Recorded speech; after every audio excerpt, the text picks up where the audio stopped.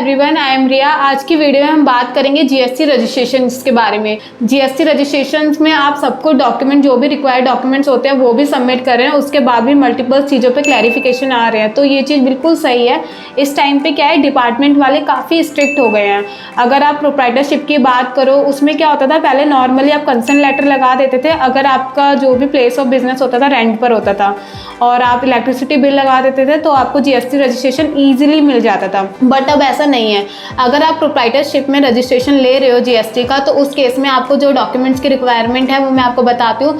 Firstly तो आपको आधार card चाहिए होगा जो प्रोप्राइटर होगा, सेकंड उनका pan card, contact number, email ID. इसके अलावा स्कोप ऑफ बिजनेस एक्टिविटीज़ भी आपको बिल्कुल सही सही मेंशन करनी है, क्योंकि डिपार्टमेंट वाले अगर कभी भी विजिट करते हैं तो आपके HSN कोड वेरीफाई करते हैं।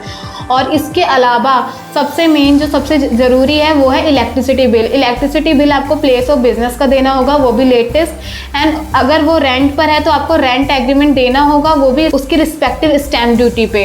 अगर जो भी स्टैम्प ड्यूटी बनती है आप उसको उस पर नहीं बनवाते हो रेंट एग्रीमेंट को, तो उस केस में भी डिपार्टमेंट वाले क्लैरिफिकेशन में दे देते हैं कि आपको इस स्टैम्प ड्यूटी पर आपका अपना रेंट एग्रीमेंट बनाना है। सेम इसी तरह ही आपका अगर आप प्राइवेट लिमिटेड का जीएसटी लेते हो तो इसी तरह ही उसमें भी डॉक्यूमेंट रिक्वायरमेंट होती है।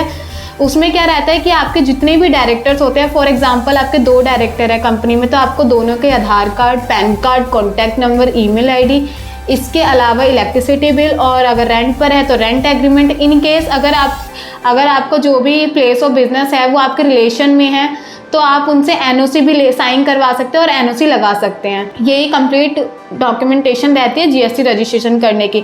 हाँ, लेकिन एक चीज़ आप ध्यान में रख के चलिए, अगर आप प्रोप्राइटरशिप में एनओसी लगा रहे हैं, कंसेंट लेटर लगा रहे हैं, तो उस केस में लैंडलॉर्ड जो भी होता है आपके रिलेशन में, उनका आधार कार्ड, पैन कार्ड भी लगाना मोस्ट कंपल्सरी होता है। So thank you. अगर इससे रिलेटेड आपको कोई और क्लैरिफिकेशन चाहिए या आपको लगता है कि आपको हमारी एडवाइस चाहिए किसी भी चीज़ में, तो आप हमसे कांटेक्ट कर सकते हैं दिए गए नंबर पे या ईमेल आईडी पे।